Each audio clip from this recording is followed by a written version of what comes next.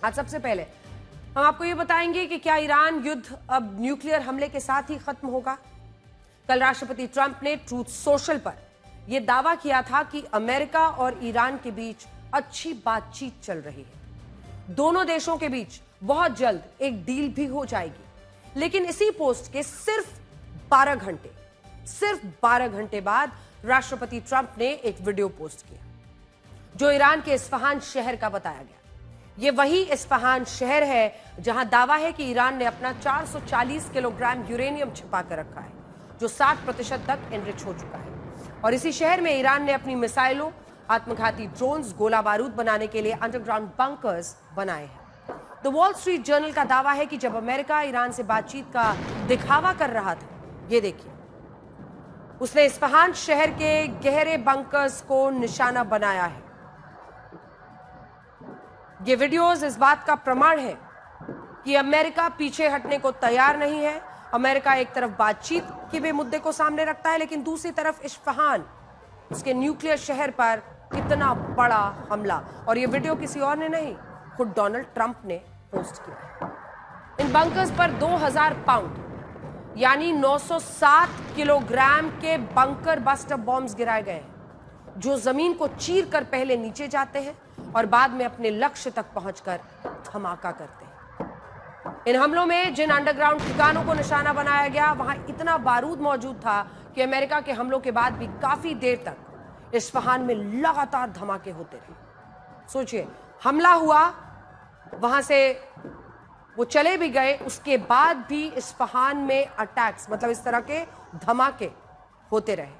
हैरानी की बात यह है कि जो राष्ट्रपति ट्रंप ये दिखाने की कोशिश कर रहे हैं कि अमेरिका इस युद्ध को अब और खींचना नहीं चाहता, युद्ध का अंत चाहता है, जल्दी डील कहते हैं, वो डील नहीं हो रहा है, वही राष्ट्रपति ट्रंप इस हमले का वीडियो भी खुद दुनिया को दिखा रहे हैं। देखिए, ये हमला आपने अमेरिका का देखा, हमले के बाद भी वहां लगातार इस्फहान में धमाके होते रहे, जिसे माना जा रहा है कि जो बारूद नीचे पड़ा था वो धधकता रहा। अमेरिका के इस हमले के बाद पूरी दुनिया उससे यही पूछ रही कि आखिर वो ईरान से चाहता क्या है। कभी कहता है बातचीत चल रही है, कभी कहता है डील होने वाली है, कभी कहता है युद्ध को ज्यादा नहीं खींचा जाएगा। जब लोग इन बातों को गंभीरता से लेने लगते हैं, तब यही अमेरिका ईरान पर एयर स्ट्राइक कर देता है और फिर खुद राष्ट्रपति वीडियो डालते हैं।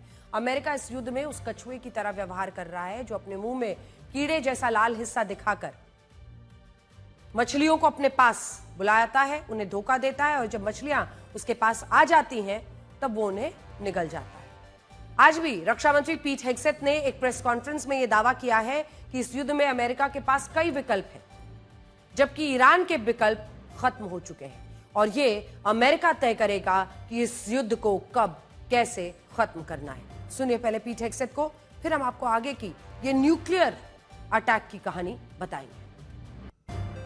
On the battlefield, because of the latitude the president has given us, American firepower is only increasing. Iran's decreasing. We have more and more options, and they have less. Just 1 month in, only 1 month, we set the terms. The upcoming days will be decisive. Iran knows that, and there's almost nothing they can militarily do about it. Yes, they will still shoot some missiles, but we will shoot them down. Of note, the last 24 hours saw the lowest number of enemy missiles and drones fired by Iran. जब पीट हेग्सेथ के इस बयान के बाद बड़ा सवाल अब यही है कि क्या अमेरिका के पास जो बहुत सारे विकल्प वो बता रहे हैं, उसमें एक विकल्प ईरान पर परमाणु हमला करने का भी है। पिछले 32 दिनों में अमेरिका ईरान पर अपने हर हथियार, हर बॉम्ब और हर मिसाइल का इस्तेमाल करके देख चुका है, लेकिन इसके बावजूद इनका ईरान पर कोई बड़ा असर नहीं हुआ। ईरान ने अपने शीर्ष नेताओं को खोने के बाद भी अमेरिका के खिलाफ इस युद्ध में हार नहीं मानी और आज भी इस्फहान में हुए हमलों के बाद ईरान पलटवार की धमकी दे रहा है और यहीं से एक बड़े खतरे की आशंका पैदा होती है। यह बड़ा खतरा है परमाणु हमले का।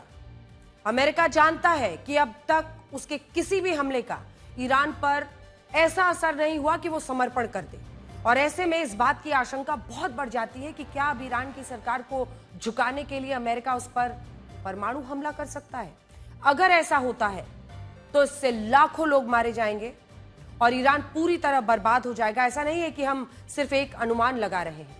संयुक्त राष्ट्र के साथ काम करने वाले एक डिप्लोमैट मोहम्मद सफा, जिनकी तस्वीर आप इस वक्त स्क्रीन पर देख रहे हैं, मोहम्मद सफा ये कहते हुए अपने पद से यूएन से उन्होंने इस्तीफा दे दिया है कि संयुक्त राष्ट्र में लगातार ये चर्चा हो रही है कि अमेरिका ईरान पर न्यूक्लियर बॉम्ब गिरा सकता है। मोहम्मद सफा के मुताबिक ईरान पर परमाणु हमले का खतरा अब ज्यादा दूर नहीं है। संयुक्त राष्ट्र भी इसे रोकने के लिए कुछ नहीं कर रहा है। मोहम्मद सफा उस पेट्रियोटिक विजन नाम के एनजीओ का हिस्सा है जिसे संयुक्त राष्ट्र में स्पेशल कंसल्टेटिव स्टेटस मिला हुआ है।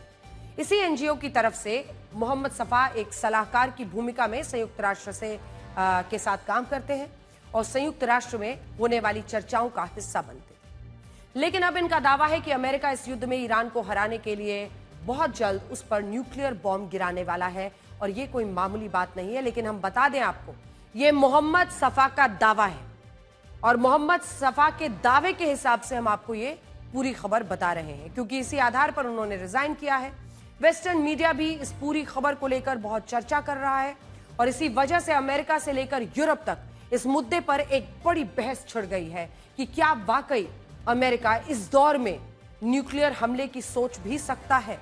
ये अभी सिर्फ एक सवाल है, क्योंकि मोहम्मद सफा ने यह आरोप लगाते हुए इस्तीफा जरूर दिया है, लेकिन उनके पास प्रमाण किसी बात का नहीं है। वहीं देखिए, सिप्री के मुताबिक रशिया के बाद पूरी दुनिया में सबसे ज्यादा न्यूक्लियर वॉरहेड अमेरिका के पास है, जिनकी संख्या 5000 से ज्यादा है। इनमें भी 1700 न्यूक्लियर वॉरहेड ऐसे हैं जिन्हें अमेरिका ने तैनात किया हुआ है और जो किसी भी वक्त इस्तेमाल हो सकते हैं। अगर हम ये मान लें कि अमेरिका ईरान पर सबसे कम क्षमता वाले परमाणु हथियार का भी इस्तेमाल करेगा, तो इससे भी भयानक तबाही हो सकती है। अमेरिका के पास लो यील्ड के यानी सबसे कम क्षमता के जो परमाणु हथियार हैं, उनमें W76-2 थर्मोन्यूक्लियर बॉम्ब प्रमुख है।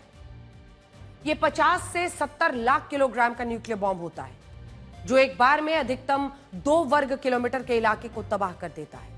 50 से 1000 लोगों की तुरंत मौत हो जाती है और इस न्यूक्लियर बॉम्ब के इस्तेमाल के बाद रेडियो एक्टिव फॉलआउट के कारण लोगों की खाल पिघल कर गिरने लगती है। कई किलोमीटर के इलाके में हवा के साथ रेडियो एक्टिव जो रेज है वो फैलने लगते हैं। लाखों लोग इसकी चपेट में आ सकते हैं। जापान के हिरोशिमा शहर पर अमेरिका ने लिटिल बॉय नाम का जो न्यूक्लियर बॉम्ब गिराया था, वो 15 किलोटन यानी 1.5 करोड़ किलोग्राम का था, जिसमें 1,40,000 लोग मारे गए थे। अभी ऐसा दावा है कि अमेरिका इस युद्ध में 5 से 7 किलोटन के न्यूक्लियर बॉम्ब का इस्तेमाल कर सकता है, जो हिरोशिमा पर गिराए गए न्यूक्लियर बॉम्ब की क्षमता से के मामले में आधा होगा। अगर अमेरिका ऐसा वाकई में करता है तो इसके पीछे 3 बड़े कारण होंगे। पहला, अपने वर्चस्व को बनाए रखना, दुनिया को यह बताना कि जो देश अमेरिका से टकराने की भूल करता है उसका अंजाम क्या होता है। दूसरा, इस युद्ध को जल्द से जल्द खत्म करना। ईरान पर अगर एक भी परमाणु हमला होता है तो इससे ईरान के 9 करोड़ लोग डर जाएंगे। वो युद्ध को रोकने के लिए अपनी ही सरकार पर दबाव बनाएंगे और इससे अमेरिका इस युद्ध में खुद को विजेता साबित कर पाएगा। तीसरा, इस हमले से अमेरिका ये बताने की कोशिश कर सकता है कि उसके परमाणु हथियार सिर्फ दिखावे के लिए नहीं है। अमेरिका इनका इस्तेमाल युद्ध में भी कर सकता है और इससे दुनिया के कई देश अमेरिका के दबाव में आ जाएंगे। आगे से कोई भी युद्ध होगा तो उसमें विरोधी देश अमेरिका पर जवाबी हमला करने से पहले 1000 बार सोचेगा। बड़ी बात यह है कि इस मामले में अमेरिका नो फर्स्ट यूज की पॉलिसी को बिल्कुल नहीं मानता। अमेरिका के न्यूक्लियर पोस्चर रिव्यू के मुताबिक सैद्धांतिक रूप से अमेरिका बिना हमले के भी अपने दुश्मन देश पर परमाणु हथियार का इस्तेमाल कर सकता है। इसके अलावा अमेरिका यह भी कहता है कि अगर किसी देश के पास परमाणु हथियार नहीं है तब भी वो इस देश पर परमाणु हमला कर सकता है। इसका मतलब यह है कि अगर राष्ट्रपति ट्रंप ईरान पर परमाणु हथियारों का इस्तेमाल करते हैं तो उन्हें अमेरिका की नीति ऐसा करने से नहीं रोकेगी। लेकिन यहां बड़ा सवाल यही है कि क्या अमेरिका ऐसा करेगा और क्या वाकई अब ऐसी नौबत आ चुकी है कि अमेरिका को ईरान पर न्यूक्लियर बॉम्ब गिराना पड़े। एक बार फिर से आपको बता दें कि दरअसल ये पूरी खबर और इसके इर्द गिर्द स्पेकुलेशन तब बढ़ी जब यूएन में काम कर रहे एक एनजीओ के सदस्य ने आज इस्तीफा दिया। उनकी तस्वीर हम फिर से एक बार दिखा दें, क्योंकि उन्होंने आज ये कहते हुए इस्तीफा दिया कि संयुक्त राष्ट्र में सबसे ज्यादा चर्चा मोहम्मद सफा के हिसाब से इसी मुद्दे पर हो रही है कि क्या अमेरिका अब ईरान पर न्यूक्लियर हमला कर सकता है। और उनके इस इस्तीफे के बाद इसके इर्द गिर्द स्पेकुलेशन और चर्चाएं तेज हो गई हैं। राष्ट्रपति ट्रंप ने डेडलाइन तो पहले ही दिया था, शुरुआत में कहा था कि वो युद्ध से 4 से 6 हफ्तों तक ये युद्ध चलेगा। 4 से 6 हफ्तों का मतलब है 28 से 42 दिन। अब आज इस युद्ध को 32 दिन पूरे हो रहे हैं और अब राष्ट्रपति ट्रंप ने इस युद्ध को खत्म करने की जो डेडलाइन रखी थी उसमें सिर्फ 10 दिन बाकी है। मौजूदा वक्त में हालात ऐसे हैं कि यह युद्ध 10 दिन में खत्म होता हुआ तो नजर नहीं आ रहा। ना तो ईरान अमेरिका की किसी भी शर्त को मानने के लिए तैयार है, ना ही वो पीछे हटने की बात कह रहा है। ईरान के इस कड़े रुख से यही लगता है कि अगले 10 दिन में से ये युद्ध खत्म नहीं होगा। लेकिन व्हाइट हाउस का कहना है कि राष्ट्रपति ट्रंप इसी डेडलाइन में इस युद्ध को हर हाल में खत्म करेंगे। उस बयान से यह आशंका बढ़ जाती है कि 10 दिन में इस युद्ध को खत्म करने के लिए अमेरिका ईरान पर कौन सी हमले की सोच रहा है। कहीं वो न्यूक्लियर अटैक की बात तो नहीं सोच रहा। कैरोलाइन लेविट क्या कह रही हैं इस पर, सुनिए। I know President Trump says we're ahead of schedule in achieving his military objectives in Iran.